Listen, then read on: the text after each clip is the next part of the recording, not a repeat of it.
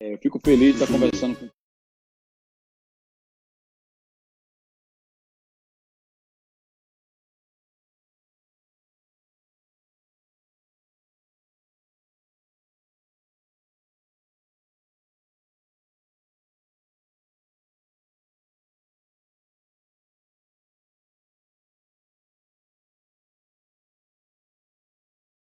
Eu fico feliz de estar conversando com o pessoal da comunicação, porque eram pessoas fundamentais, porque nós temos muitas ideias, muita coisa bacana. Vocês vão editar depois? Não, estamos ao vivo. Caramba. A gente está vendo que os espaços para debate sobre o tema estão sendo ampliados, né? Então é interessante essa questão e a correria faz parte, né? Então atue, tenha coragem, transforme a realidade, eu comento.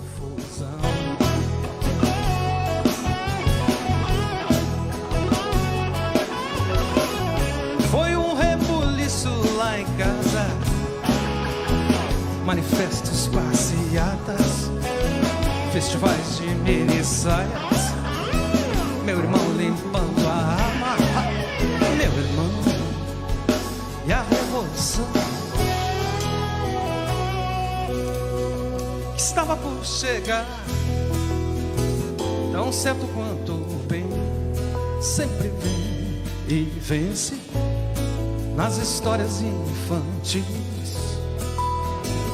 Difícil de aceitar que o mal tenha o poder de escrever na história um final tão infeliz.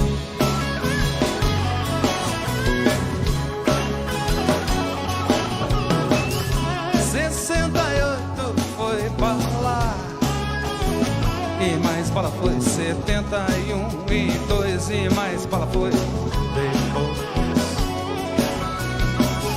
Sempre alguém sumido de casa, torturado, morto, mutilado pelo Estado ao bel prazer, boiando no Rio da Prata, guerrilheiros, jornalistas, marinheiros, padres e bebês, boiando no Rio da Prata, visto num jazigo vago, ou no Muro de Santiago, ou jogado numa vala comum. 68 foi bala, sempre alguém sumido de casa, sempre alguém, sempre alguém, sempre alguém, meu irmão, e a revolução. Difícil de contar, mas fácil de entender a razão, a hora de quem vive um ideal. Mais duro é perceber. Boa noite, pessoal.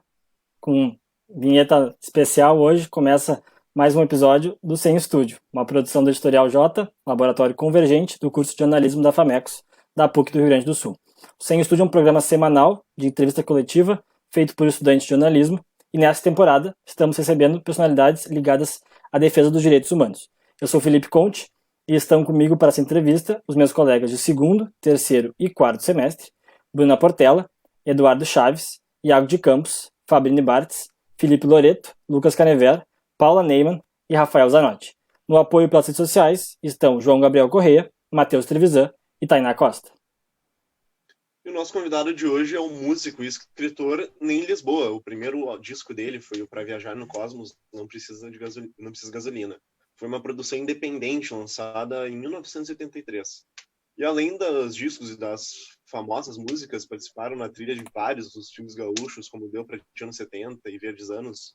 Como escritor, o Ney também tem 2 livros publicados, Um Morto Pula a Janela e É Foc. Lembrando que o Sem Estúdio também conta com a participação do público, então se você tiver alguma pergunta que você gostaria que fosse lida para o Ney, você pode comentar ela nos comentários que ela será lida. Então, bom, boa noite, primeiramente, Ney, muito obrigado por estar aqui com a gente. Boa noite, eu que agradeço esse convite. É um prazer estar junto, participando desses debates sobre cultura. Ney, como todos nós sabemos, a pandemia privou as pessoas de aglomerações, algo que o artista, como tu, desde cedo já está acostumado a conviver com as aglomerações. Como tu tem adaptado o teu trabalho nesse período de quarentena? Bom, é uma sensação terrível mesmo, né? Para quem trabalha com um palco e com as artes de palco em geral e no palco e fora dele, né? Que sempre tem um monte de gente para qualquer espetáculo que não está ali no palco, mas está fazendo junto, né? Está sendo um momento bem dramático. Eu acho que a gente foi dos primeiros, os mais atingidos, e provavelmente vai ser dos últimos a voltar a alguma normalidade, né? Porque as pessoas criarem coragem de se aglomerar numa plateia de teatro e tal, isso eu acredito que vai demorar bastante. Então, a gente está se adaptando do jeito que é possível, né? Cada um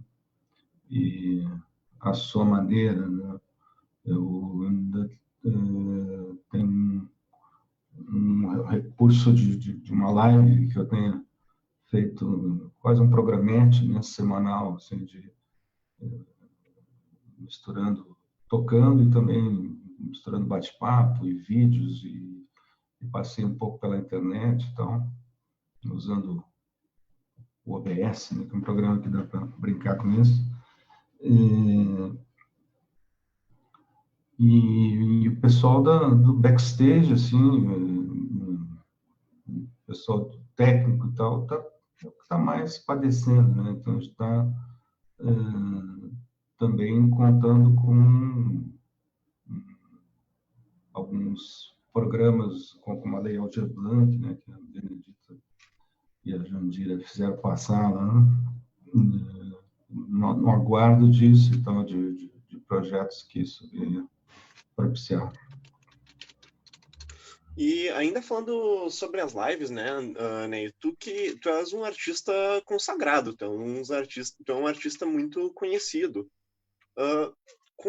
Tu tem a condição, felizmente, tu tá conseguindo fazer as tuas lives, tu tá conseguindo obter suporte para conseguir te apresentar.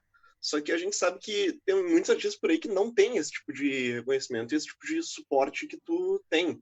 Como é que fica para eles essa situação aí? Como é que eles devem estar tirando o dinheiro deles aí para sobreviver? Exatamente, é sobre isso que eu estava me referindo. Mesmo para mim, é uma coisa curiosa que eu acho que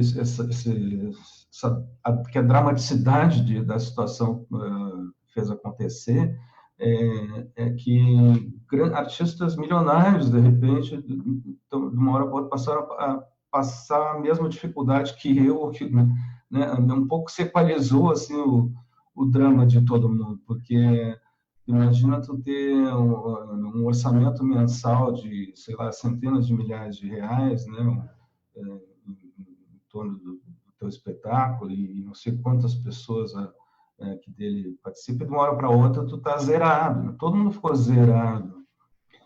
Então, é dramático. Agora, claro que, como tu te referisse, sempre as pessoas que têm mais dificuldade, e em especial quem não tem sequer como... Quer dizer, o pessoal do backstage, eu acho que é o pessoal que mais está complicado, né? E eu acho que essa é uma hora em que o Estado tem que se manifestar, de alguma forma foi compelido a isso, né? Como na questão da saúde também, né? Que a gente... Ney, eu tenho aqui, primeiramente, boa noite. Eu pegando carona nessa última pergunta, há possibilidade para um artista poder mostrar a arte sem necessitar, por exemplo, de leis de incentivo ou de alguma assistência governamental? Sim, é claro que sim. Eu acho que é uma questão de contexto, né? E nessa situação de indústria cultural, de mercado que a gente vive, é que isso acontece e muito, e em alguns instantes eu acho que deve acontecer, acho que artistas que não têm necessidade nenhuma de recorrer ao Estado para o seu trabalho, que já está muito bem colocado e beneficiado pelo mercado. Eu acho que o Estado tem o dever, a função de corrigir as distorções, né, o desequilíbrio das coisas, né, de ser um facilitador, um indutor naquilo que justamente o mercado não supre, né, não sustenta, né, e que muitas vezes, quer dizer, que igualmente tem valor artístico, ou maior às vezes, né, e por isso mesmo às vezes não tem tanta popularidade, né? Então, ou aquilo que a cultura é um termo, né, gigantesco, né, bem dizer, a gente usa muito assim para falar das artes, mas na verdade a cultura é a identidade do povo, é o país como um todo. Então, o Estado acho que tem o dever de olhar para essa cultura com C maiúsculo, né, nos bolsões, né, ou nos espaços da sociedade que ela tem mais dificuldade de manifestar, de menor estrutura, né? No caso da periferia, das grandes cidades que produz. Pode falar. Justamente sobre isso, né? Você falou a respeito das leis de acesso à cultura e, assim, recentemente, né, entre aspas, o Brasil deixou de ter o Ministério da Cultura, né? Eu queria saber se, de alguma forma, a extinção desse ministério, ela afetou as leis de acesso à cultura, tanto quanto a própria lei de acesso à cultura, quanto a Lei Rouanet também, se houve alguma mudança em relação a isso. Eu não posso te dar uma resposta técnica, assim, porque eu não sou muito envolvido, conhecedor profundo do que acontece, né? Eu posso te dar um depoimento pessoal de que eu tinha um projeto nos últimos 3 anos aprovado na Lei Rouanet, que circulou por aí e padeceu e não conseguiu financiamento, e muitas vezes por um olhar por um eco dessa demonização da Lei Rouanet que aconteceu, né, que esse governo do Bolsonaro ajudou a reafirmar, né? De um modo geral, vê-se claramente que a cultura é inimiga do governo Bolsonaro. Ele quer que todas as manifestações artísticas, se possível, sejam relegadas a um limbo, né, e sem nenhum espírito crítico que possa ameaçar todos os absurdos que ele comete, né, e em termos de comportamento, tudo que esse governo, né, de moralismo, de tudo que esse governo trouxe a reboque aí, né, de retrógrado e preconceituoso e homofóbico, né? Isso de um modo geral, a cultura, as artes, etc., estão na contramão disso, então ameaçam, né, muito essa base moralista que sustenta, né, o governo dele, em boa parte. Sobre isso, Ney, tu falou agora que o governo Bolsonaro é inimigo da cultura, e no início do ano nós tivemos o secretário especial Roberto Alvim, que foi demitido por parafrasear Joseph Goebbels, né, o ministro nazista, e depois tivemos Regina Duarte, que defendeu a ditadura enquanto secretária da Cultura, e agora temos o Mário Frias, que essa semana foi fotografado com um fuzil. Eu queria saber da tua opinião, como tu falou, né? Não é uma resposta técnica, mas o que tu imagina que se a gente pode ter... o que tu espera dessa Secretaria da Cultura até o fim do governo Bolsonaro? Nada, só o pior, né? Só o pior. Do governo Bolsonaro, eu espero que acabe, né? E que nunca mais volte algo parecido. Eu não sei como é que a gente conseguiu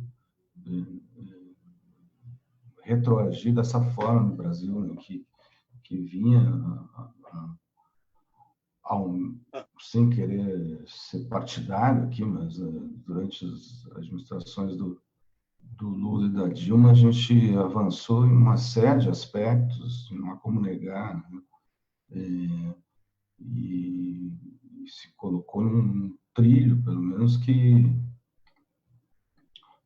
permitia a gente vislumbrar um futuro interessante para esse país. A gente estava com um olhar até no mundo sobre o Brasil, né? Afirmativo, né? Positivo e tal. Nossa, hoje, em questão de 5, 6 anos, né, desde o golpe, nem isso, estamos falando de 4 anos aqui, né? A gente destruiu de uma forma impressionante tudo isso, né? Se colocou num caminho inverso, assim, né? Um país que está negacionista em relação à pandemia, né? Que o meio ambiente pouco lhe importa o que aconteça com a Amazônia, com o Pantanal, estimula, né, a destruição do meio ambiente, que na educação, qualquer área do governo que olhar é feito em prol dos interesses, né, de uma iniciativa privada que liberalismo, o mercado que sempre vê no Estado uma fonte de Ney, até que ponto a política ela pode se misturar com a arte? Como? Desculpa. Até que ponto a política pode ser misturada com a cultura, com a arte? A política também é outro termo que também pode ser a política partidária simplesmente, mas pode falar também numa política ampla, no sentido amplo, né? E ali eles se encontram cotidianamente, né? Quer dizer, tudo que tu faz, de certa forma, é político, tudo que tu faz, de certa forma, é uma manifestação cultural, né? Então, não há como fugir dessa forma, né? Está se vendo nisso que a gente estava comentando há pouco, quanto a cultura é política, né? Se torna perigosa, até subversiva, né? Em alguns momentos, para quem dela não gosta. Pois é, a gente começou o programa ali falando sobre a situação dos artistas agora durante a pandemia. E a gente sabe que uma das leis de incentivo à cultura é a Lei Rouanet. E a gente também sabe que até mesmo artistas que já têm um certo alcance, que já são de um nível maior, vamos colocar assim, ainda podem ser beneficiados por essa lei. Eu queria saber de ti, tu acha que isto é certo? Como tu acha que deveria funcionar a distribuição da verba dessa lei? Deveria funcionar como uma equalização das oportunidades, né? Como justamente para corrigir distorções, para corrigir desequilíbrios, né? Dentro diversos amplos espaços de cultura desse continente que é o Brasil. Então, obviamente, não é uma coisa muito fácil de falar, talvez não seja tão simples de se concretizar, de ser feito, né? Mas acho que a filosofia é essa, acho, de toda a ação do Estado, né? Não seria diferente na cultura, né? A questão aí me parece que a Rouanet, do pouco que eu sei, assim, ela deixa ao sabor um pouco ao sabor do empresariado, né? A definição disso, do que vai receber ou não o apoio, né? E por sua vez tem interesse em que grandes nomes, né, levem a marca deles para o público. Então, termina se gerando uma associação viciosa, assim, né, de quem não precisa a receber, né, quem não precisa tanto, pelo menos, a receber um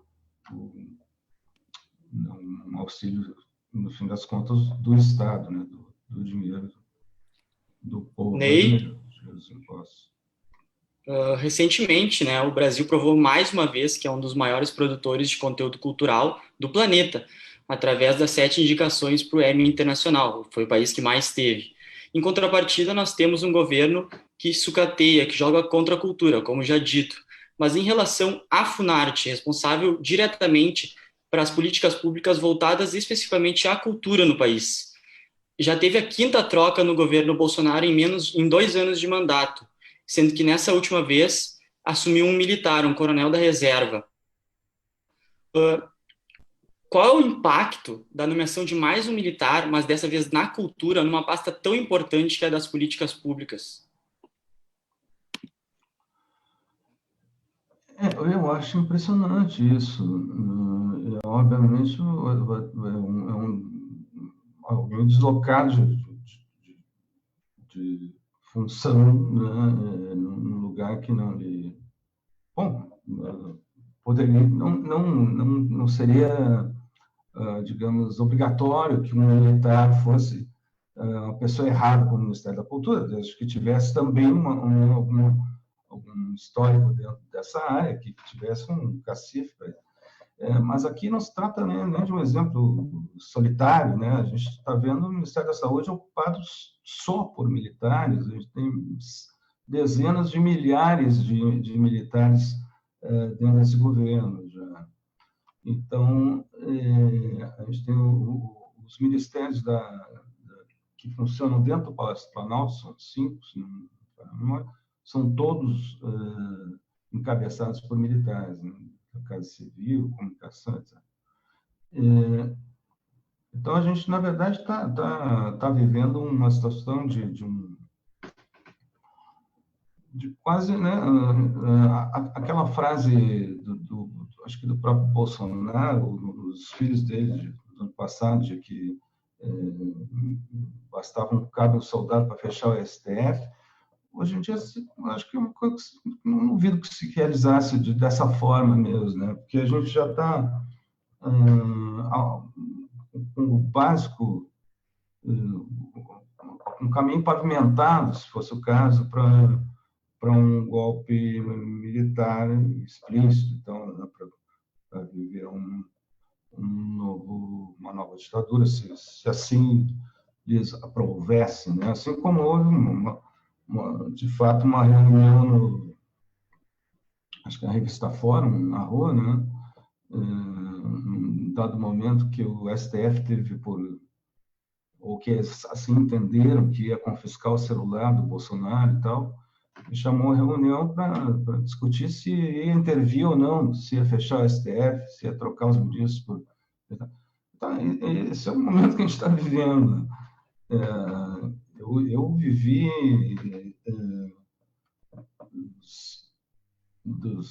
desde os 6 anos de idade até os 26, os anos de ditadura no Brasil, e até pouco tempo atrás eu imaginava que isso não poderia acontecer de novo.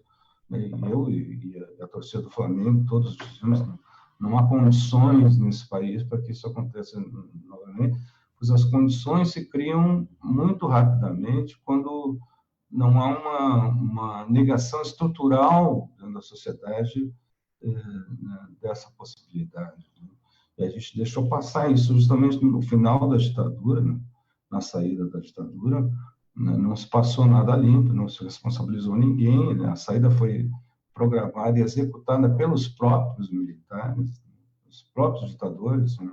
A gente vai sair dessa forma, né, deixar isso aqui guardadinho, ninguém vai mexer, ninguém vai culpar esse aqui, nem aquele ali, né, a gente anistiou os torturadores e a sociedade brasileira, de modo geral, assim, no senso comum, tinha essa ideia, vamos virar essa página, né? E é aqui que se chega quando se age dessa forma. A gente não tem sequer a dignidade dos países próximos aqui do prato, né? que foram muito mais incisivos, né? Nas suas também ditaduras, né, tenebrosas que viveram, na sequência, no retorno a democracias, eles conseguiram responsabilizar, prender, né, uma boa parte dos tiranos, né, dos torturadores que fizeram aquela página triste da história. E com isso, e com um senso social de que nunca mais, né, isso retornasse, eu acho que fizeram o que a gente não fez, né? E por isso a gente está... Isso é, em boa parte, o que levou o Bolsonaro ao poder, né? Acredita ser possível uma volta da censura?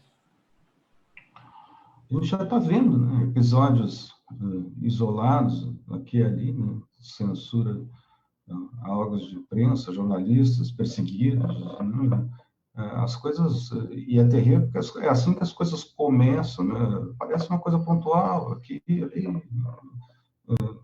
testando, né, com balões de ensaio para testar, ver se há alguma reação social.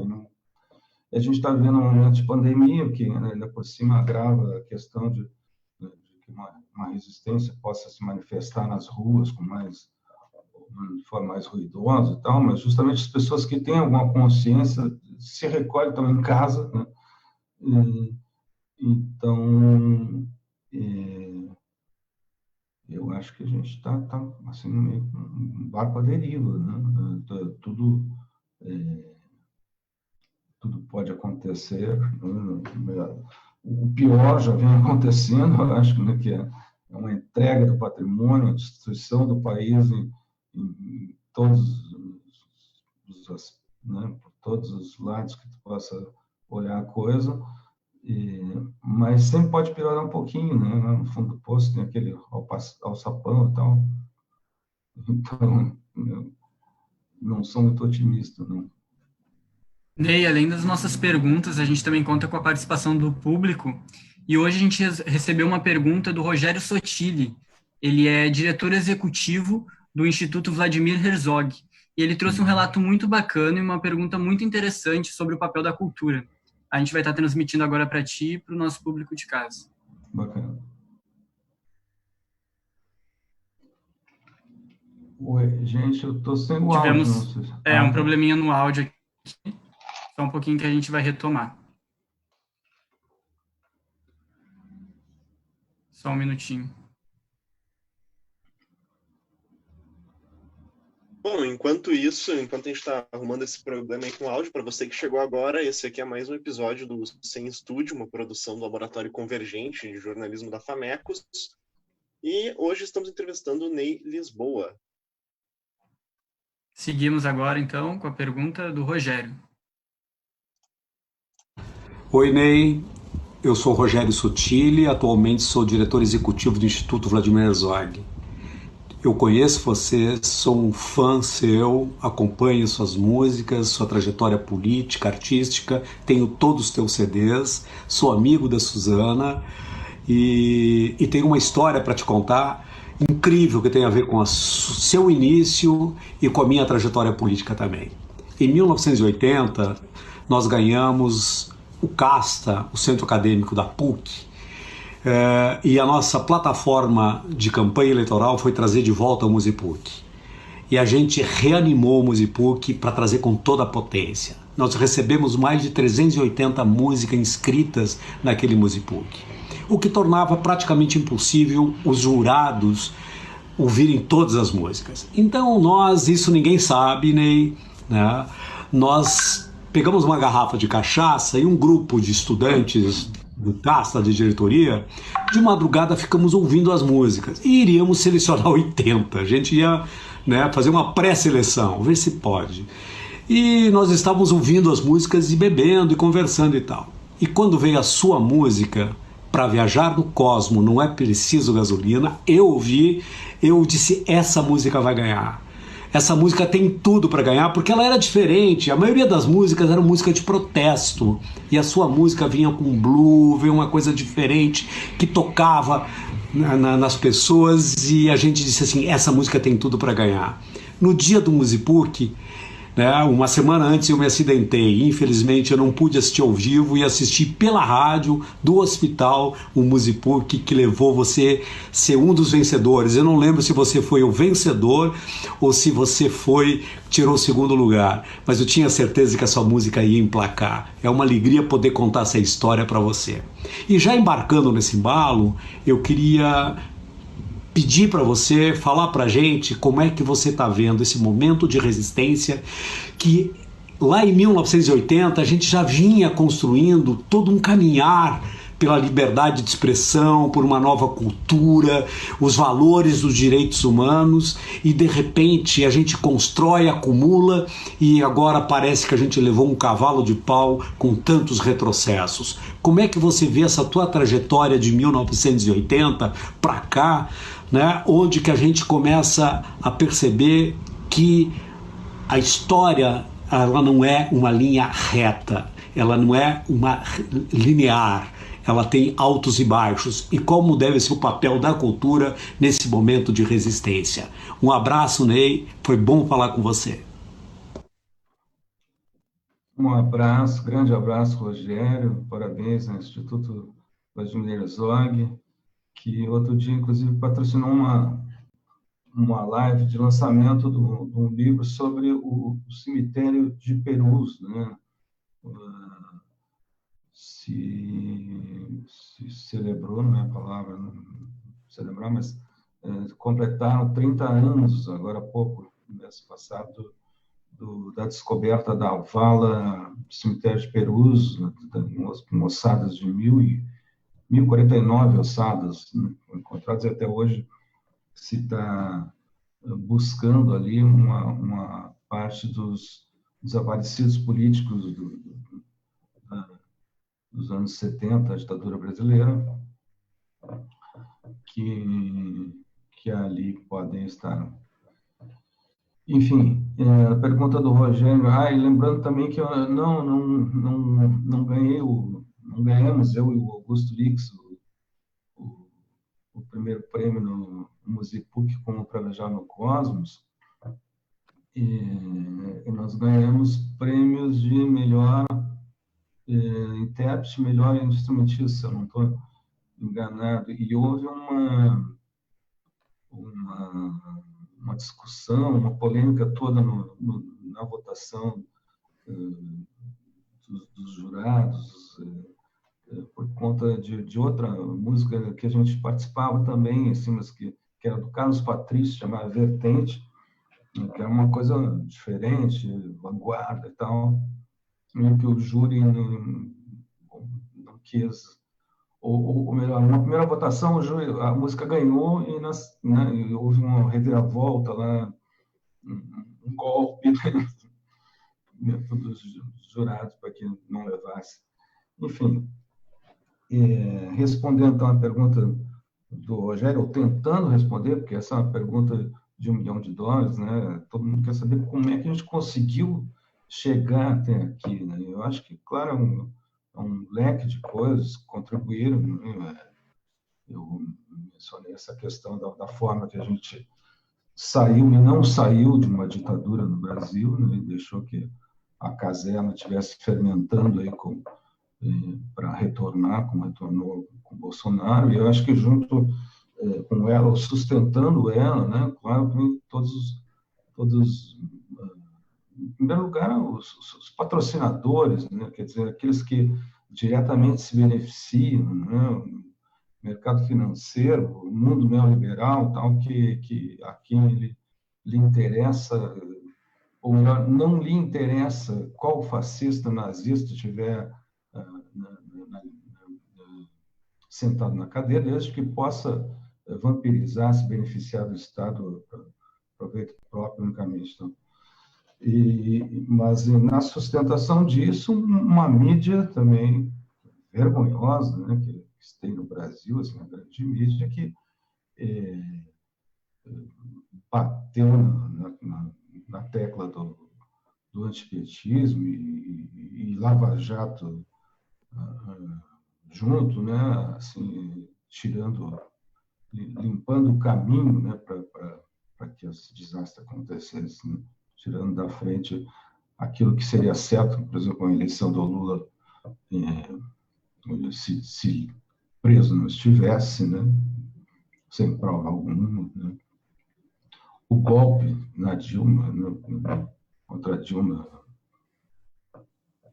absolutamente sem sustentação também jurídica, moral, política, que é, né, uma coisa. São ser marcos vergonhosos da história brasileira, na verdade, o que aconteceu nos últimos tempos, né, com o beneplácito da justiça, da mídia, né, e de boa parte da população, né. Junto com isso, vem uma questão aí que uma parte da questão é para um divã. Eu tenho dito que a gente deve incorporar, a esquerda brasileira deve incorporar no seu repertório uma análise psicanalítica das coisas, da conjuntura, porque, só para concluir, porque essa parte da população, assim, evangélica, moralista, armamentista, tudo misturado, que sustenta o Bolsonaro, né, que parece que saiu do inferno para nos atazanar aqui, para nos levar, né, para 500 anos atrás, né, ou para a Idade Média. Isso aí eu não saberia explicar mesmo de onde vem. Diga. Bom, primeiramente, boa noite.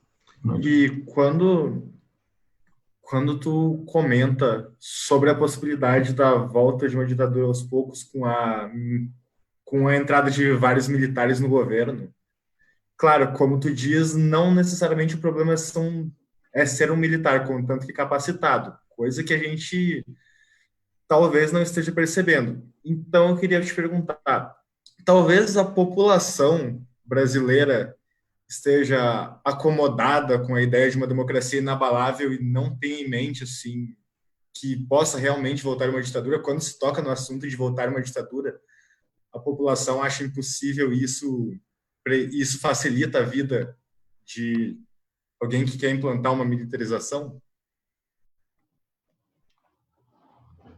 Olha, a população brasileira já é uma coisa dividida, né? Então é difícil. Eu acho que o Bolsonaro tem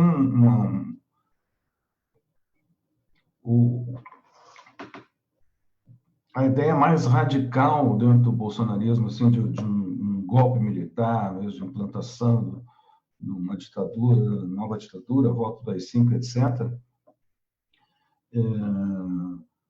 Tem um apoio certamente mais reduzido, né? Um núcleo, mas mesmo assim é uma parte expressiva da população, acho que pensa isso, não saberia quantificar aqui 10%, 15%. E tem um outro tanto que talvez não leve isso a sério, realmente, né? Ou que não teria coragem de sustentar isso de uma forma muito incisiva, assim, mas que segue o Bolsonaro por N outros motivos ou interesses ou ilusões ou ignorâncias completas, assim, né? Eu acho difícil que alguém possa E tem muita gente tentando, né, se esconder do voto que deu ao Bolsonaro na base do não pensei que ele pudesse fazer tal coisa, mas é um cara que a vida inteira dele, pública, política, etc., foi mostrar o tipo de monstro que habitava que habita aquele ser ali, né? Todas as declarações dele, muito antes de ser eleito, são desse nível, assim, né? Acho que tinham que ter matado mais 30 mil durante a ditadura, né? Não vou te estuprar porque tu é feia, né? Os quilombolas são um monte de vagabundos gordos lá, sem fazer nada, né? Sobre homofóbicas, então dá para fazer uma lista aqui, né? Então, é um personagem que falou, de alguma forma, né, a um Brasil, uma boa parte dele, que é isso mesmo, que é racista, que é machista, que é homofóbico, né, que é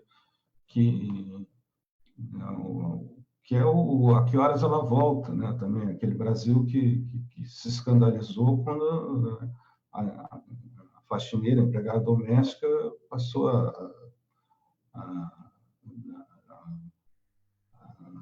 comer um pouco melhor, né, o sorvete do Fabinho, né, e os filhos ainda para a faculdade, né, junto com os filhos dela, da elite, né, e quem sabe mostrando que são melhores alunos, né, sabe? Então, esse Brasil aí dessa elite da Casa Grande, né, o Brasil está mais atrás do que a questão da ditadura que eu trouxe aqui, está reprisando e deixando bem explícito, assim, que a nossa história é a história da escravidão, é a história de um povo escravizado, um povo negro escravizado, até hoje é tratado, né, visto como subcidadão, né? Ney, queria te perguntar sobre essa questão dos cidadãos brasileiros, mas voltando um pouquinho sobre a cultura. Agora, nesse momento de pandemia, né, para os artistas independentes está realmente bem difícil. Eu queria saber do senhor, o que o senhor acha que nós, como cidadãos, poderemos fazer para estimular a cultura, já que o nosso governo não é tão a favor da cultura, que a gente possa, através das redes sociais, ou de alguma forma de financiamento para os artistas. Então, eu queria saber qual a melhor forma da gente ajudar. Olha,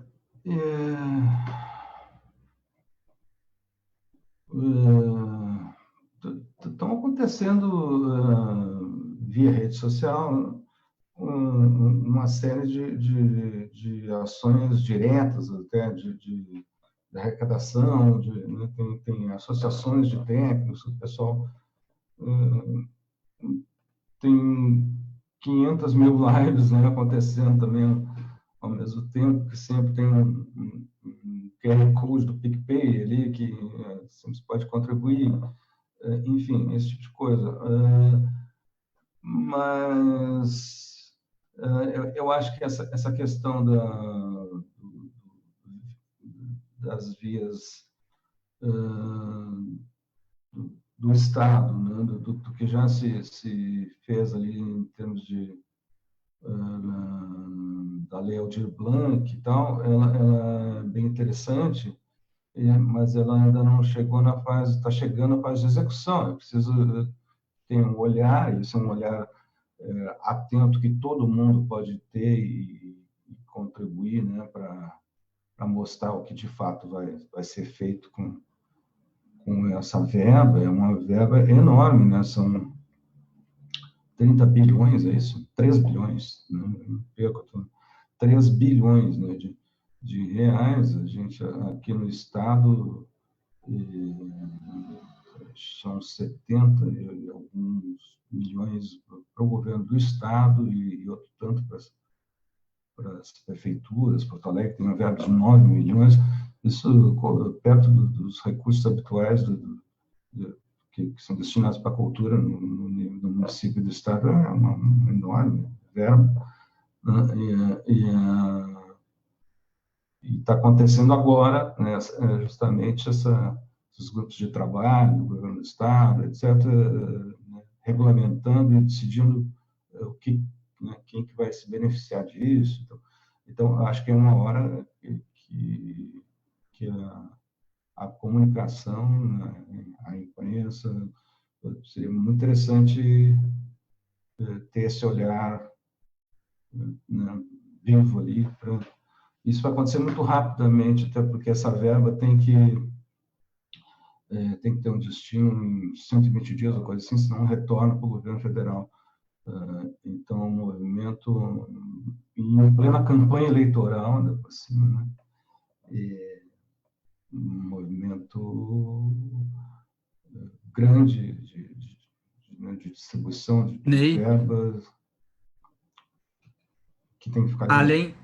Além do relato da pergunta anterior do Rogério, ele também nos trouxe outro questionamento, mas dessa vez ele fala sobre a produção cultural nos dias de hoje, na atualidade. A gente vai estar reproduzindo ela agora, então, para vocês. Ney, tem outro ponto que eu gostaria de te ouvir. Eu tenho te ouvido muito nas lives e você tem falado muito de que o momento que nós estamos vivendo talvez seja um dos piores momentos da nossa história no Brasil. É talvez mais grave do que a época da ditadura, onde as questões eram muito mais nítidas. E na época da ditadura, como você também produziu Para Viajar no Cosmos e muitas outras coisas, a produção cultural era uma produção muito vibrante, era muito forte, era muito potente, como de resistência e como de luta e de conquista.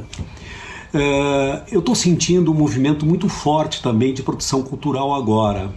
Você acha que esses momentos de recessão política, esse momento de tiradas de direitos, ela acaba sendo um ambiente propício de uma produção cultural ativa, altiva e fundamentalmente de resistência?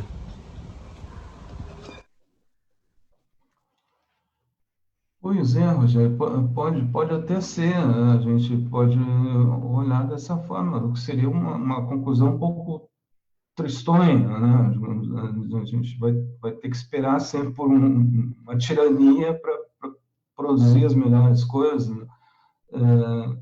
Então, eu quero crer que não seja só isso, digamos, né?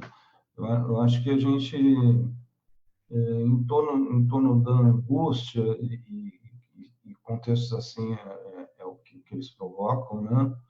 Da angústia, do desamor, se cria muita coisa. Acho que é uma certa necessidade, né? Se torna imperioso, assim, a expressão, de alguma forma, e a arte está aí para isso, né?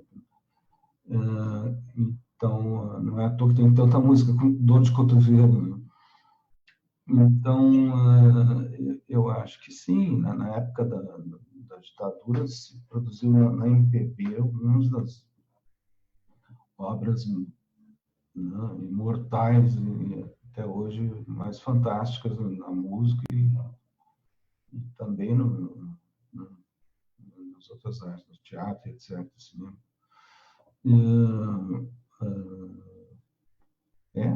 Eu acho que momentos assim, eles fazem a gente se reunir, eles criam um impulso criativo de alguma forma, né?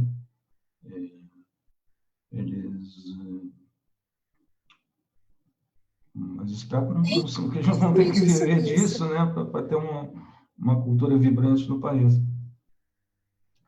Justamente sobre isso e relacionado com isso, né? A gente, acompanhando o seu trabalho, a gente vê que desde sempre você foi um artista que demonstrou o seu posicionamento político, né?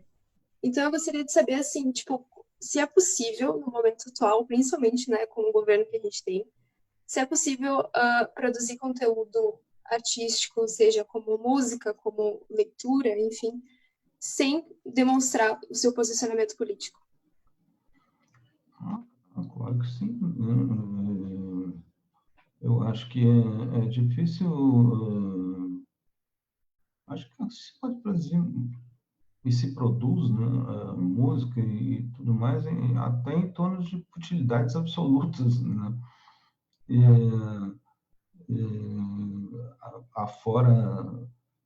Por fora de uma música engajada, de fato, politizada, né? Então, se produz coisas, a maior parte das coisas, e coisas belíssimas, né? Mas muitas vezes, como eu te disse, eu também vejo a política com um P enorme, maiúsculo, e acho que um trabalho como o da Cássia Eller não é uma pessoa que estaria talvez interessada na eleição, aqui, né, ou fazendo campanha, ou discutindo alguma ideologia, mas era um ser totalmente político naquilo, que né, uma capa de disco, com uma calcinha à mostra, no jeito que ela cantava, nas coisas que ela escolhia para cantar, no que ela dizia, né? Então, enfim, nesse sentido, talvez, que abrangente que eu estou falando, talvez não escape nunca de ser político, né? Ninguém precisa, né, fazer uma letra com uma fórmula, um programa do partido, né, para ser político. Basta ser e expressar aquilo que te toma, que eu tenho a dizer de fato que é mais importante, né? Isso. E as redes sociais facilitam esse posicionamento dos artistas e demais cidadãos, né? Sobre as redes sociais, envolvido com a cultura, nós recebemos uma pergunta da Laís Locatelli, do portal Direitos Humanos, que a gente vai transmitir agora para ti.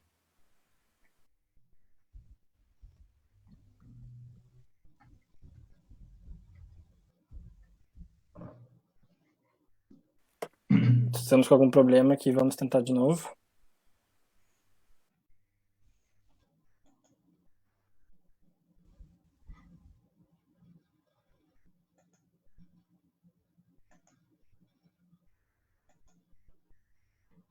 Enquanto a gente tenta resolver aqui, esse é o Sem Estúdio, uma produção do Editorial J, laboratório convergente do curso de jornalismo da FAMECOS. Estamos entrevistando Ney Lisboa e vamos passar agora a pergunta de Laís Locatelli. Muito boa noite ao convidado de hoje, Ney Lisboa. O meu nome é Laís Locatelli, eu sou do portal Direitos Humanos e do portal Sigmund Freud Explica, sou advogada e psicanalista e fui convidada pelo Editorial J para lhe fazer uma pergunta, que é: a cultura representa a diversidade do ser humano, da sociedade em que eles estão inseridos, estando em uma construção permanente e servindo muito como termômetro daquilo que está se sentindo, que se está vivendo em um determinado momento histórico. Nessa perspectiva, como você acha que a cultura poderia inferir na concepção de como nós vemos o mundo hoje, com uma política polarizada, com as redes sociais tão invasivas na nossa vida e com a questão do medo frente ao incerto, com a pandemia que nos assola?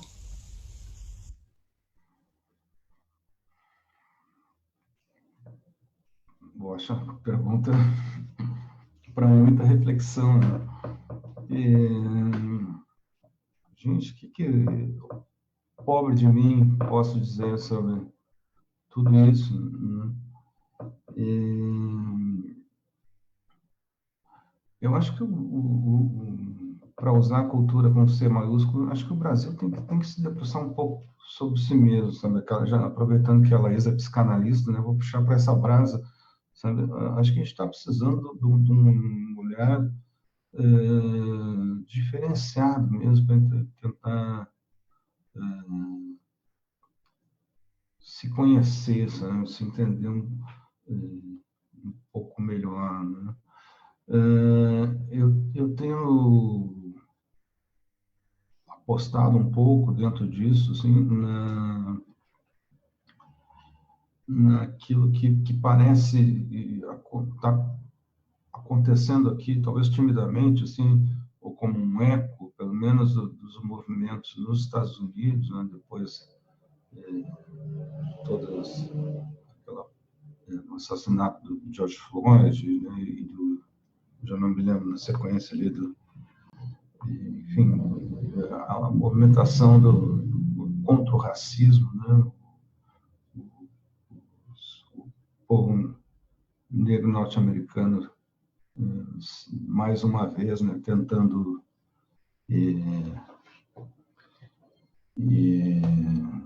encontrar, buscar um espaço justo, né, um pouco de justiça e igualdade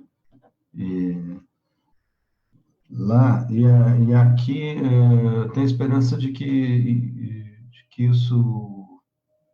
a gente possa trilhar esse caminho um pouco, porque eu acho que de nós, eu posso me incluir nessa elite branca, né, que viemos assim desde sempre, mesmo que com ideais igualitários, né, mesmo que seja a representação da esquerda e tal, eu acho que não é efetiva nunca essa questão, essa dívida, né, e essa questão de sermos um país que tem mais da metade da população negra, né, e que não é representada em nenhuma instância de poder, assim, da forma, nem próximo assim, da forma que deveria, né? Ou seja, acho que lembrando nas universidades, etc. Então, só para concluir, é uma dentre tantas coisas, ideias que acho que essa pergunta da Laís poderia suscitar. Diga. Boa noite. Lembrando que a nossa transmissão é feita pelo Facebook do Editorial J e nosso público pode mandar perguntas. A Patrícia Picarelli mandou uma pergunta enquanto tu estavas falando sobre o Lula ser preso sem provas. Ela falou: então o senhor nega a Lava Jato? O Lula foi de fato condenado, não podemos negar. Sou contra qualquer extremo, tanto de esquerda como de direita. Eu nego mesmo, sabe? Porque o que a Lava Jato mostrou já de sacanagem, de falcatrua, né? de conluio, assim, de um juiz com procuradores, né? Para forjar condenações sem provas, né? Inclusive para tentar desviar a verba para uma fundaçãozinha particular, né? O envolvimento do Departamento de Estado americano ilegalmente, né, em linha direta, assim, com troca de informações que não poderiam acontecer, né, e por aí vai. Quer dizer, tudo aquilo que o Intercept já mostrou, né, só não viu quem não leu, então as trocas de mensagens ali, todas as matérias, né, que saíram. Então, deixa eu só complementar a pergunta que foi comentada. Então, mesmo apesar das provas que foram divulgadas para sustentar a prisão de Lula, o senhor ainda assim nega... E qual provas? Qual é a prova? Nós temos algumas provas, tem documentos apreendidos na casa do Lula sobre o triplex, tem notas fiscais da OAS... Qual é o documento? Tu lês? Posso olhar? Qual é o documento? Qual é... E o documento, na verdade, temos mensagem de celular, temos vários testemunhos, e por aí vai, na verdade... Testemunhas do quê? Não, essas são as provas divulgadas em sites como o G1, por exemplo. Não, eu sei, mas me diga então exatamente, são testemunhas do quê? O documento dizia o quê? Sim, eu não vou ficar lendo isso aí agora, porque a gente vai consumir... Não vai, eu vou te desafiar, tu não vai porque tu não sabes. Porque não, tô lendo o que está escrito. Souberes, tu vai ver que não tem, porque não há prova, não há sustentação. Dá uma olhada no processo, vai ver, né? É um absurdo jurídico. É isso que eu estou dizendo, na verdade, é sustentado por grande parte do mundo jurídico brasileiro que não tem esse envolvimento com a Lava Jato. Não são todos que têm. Esse processo é vazio de provas.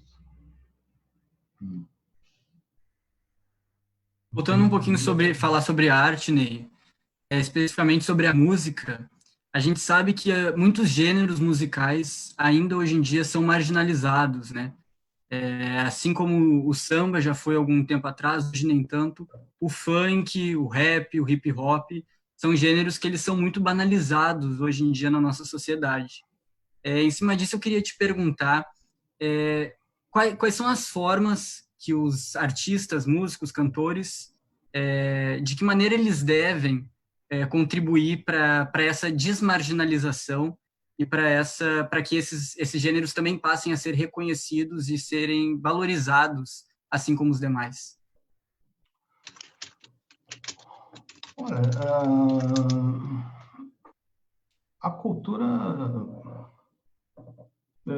costuma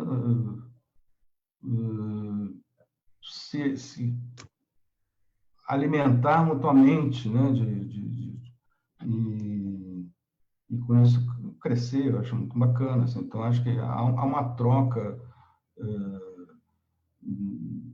que acontece naturalmente, assim, da música urbana com a música mais folclórica, ou tradicional, né, e com a música da periferia, né, com o funk, etc., que vai se misturando e tal, e isso, de alguma forma, contribui para um lado e para o outro. Mas eu acho que é importante, às vezes, talvez, a gente simplesmente sair da frente, né, e deixar que aconteça a coisa, aquilo que já tem por si um potencial imenso de acontecer, e que já acontece, né? O funk é um fenômeno musical que só lhe falta, talvez, a gente ter um olhar, conceder a ele, né, algum olhar mais dignificante, né? Porque às vezes é difícil, realmente, que as letras são uma coisa assim, um sexo explícito, uma coisa da cultura, né, da periferia, se manifestando, né? E eu acho que ela é isso, tem que ter o seu lugar. Eu não posso olhar para isso com preconceito do branquela aqui, classe média, que gosta de bossa nova, né, que eu sou, então, mesmo. E também acho que não posso paternalmente querer eu resolver, né, ou achar o caminho, né, das pedras, né, ou ser como, né, eu levantar a bandeira do povo negro aqui é difícil, né? Ou como o Alckmin, que na declaração diz, nós vamos empoderar as mulheres. Que isso? As mulheres vão se empoderar, né? A luta contra o racismo tem que ser liderada pelo povo negro, né? E a luta pela democratização da cultura tem que estar na linha de frente com as pessoas que não estão tendo o espaço, a estrutura e o apoio para se manifestarem culturalmente. Sobre isso, Ney, sobre o que tu falou agora, então, tu acha que os artistas devem ter 100% de liberdade nas letras? E aí eu não falo só sobre posicionamento político, aí eu comento sobre esse lado que tu cita agora, sobre sexualização, por exemplo, apologia ao crime nas letras, ou deve existir alguma regulamentação? E aí eu não tenho opiniões formadas sobre isso, eu só te pergunto isso. Deve haver alguma regulamentação ou 100% de liberdade nas letras? Olha, eu saí me criei e comecei a compor no meio da ditadura. Tinha que mandar cada letra que fazia para Brasília para receber um carimbo de liberação ou não. A priori, parece que todo tudo é de direito, né? Cada um deve saber daquilo que diz, e naquilo que diz, a forma que pode ser responsabilizado, que isso, claro, também está previsto, evidentemente. Eu não vou fazer uma música dizendo Felipe é um canalha, filho da mãe, não sei o quê, e tu não ter o direito de responder a isso judicial, da forma que cabível e tal. Acho que em matéria de leis, legislação, etc., o Brasil está muito bem calçado, com alguma ressalva justamente, talvez na área de segurança ou militar, etc., pela Constituição de 88. De várias maneiras, ela é uma Constituição muito democrática, com uma visão social muito generosa e tal.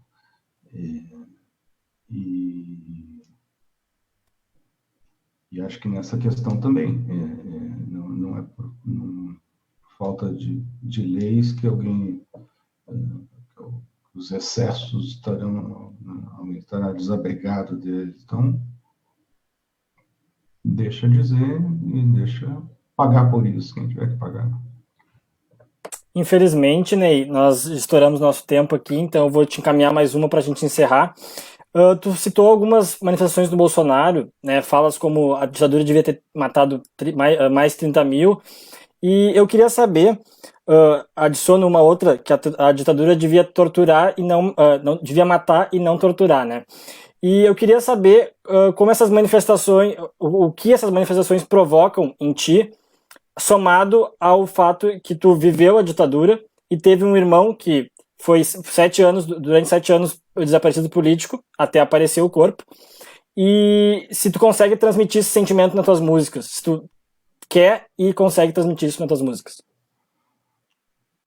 Eu fiz uma música pro Bolsonaro já, um pouco sobre o personagem dele, né? E os absurdos que o compõem. Claro, como irmão do Luiz Eurico, é muito doloroso, né? Tu vê que tudo aquilo que se lutou,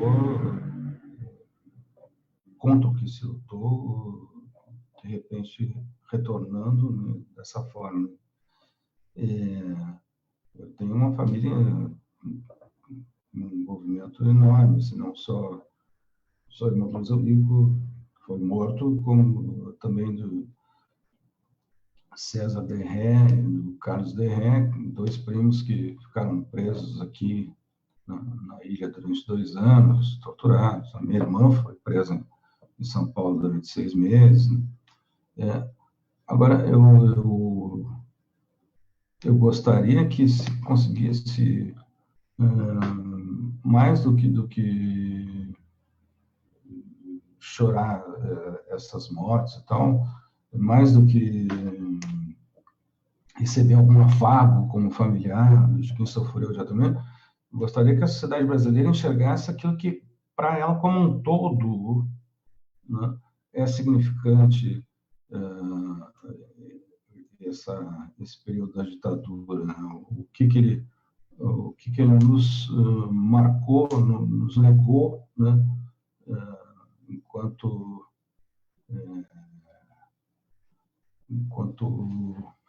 pensar social, né? Enquanto sociedade, né? Enquanto na forma como nos portamos, né? Na forma como nos enxergamos coletivamente, né? Na forma como agem as polícias de hoje em dia, né? Isso é uma linha direta, né, da impunidade que a ditadura recebeu de presente. E por aí vai. Bom, infelizmente a gente está chegando ao fim do nosso programa. A gente poderia ficar aqui por muito mais tempo, mas infelizmente temos 1 hora só. Queria agradecer primeiramente ao Ney, muito obrigado pelo seu tempo, por ter vindo aqui, nos concedido essa entrevista. Agora, se tu quiser se despedir, dar alguma palavra final. Um abraço para vocês. Tenho grande saudade também dessa idade, desse tempo de universidade. Para mim, na verdade, foi curto. Né? Eu fiz 2 anos de composição e regência aqui e já abandonei. Mas continuei vivenciando o ambiente. Né?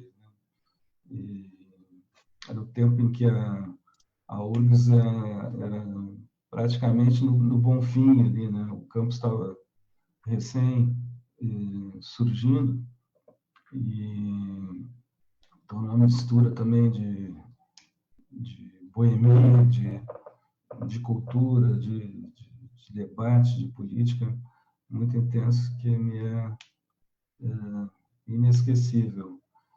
E sei que dali se forjou tudo, ali se forjou tudo que eu vinha fazer depois. Né?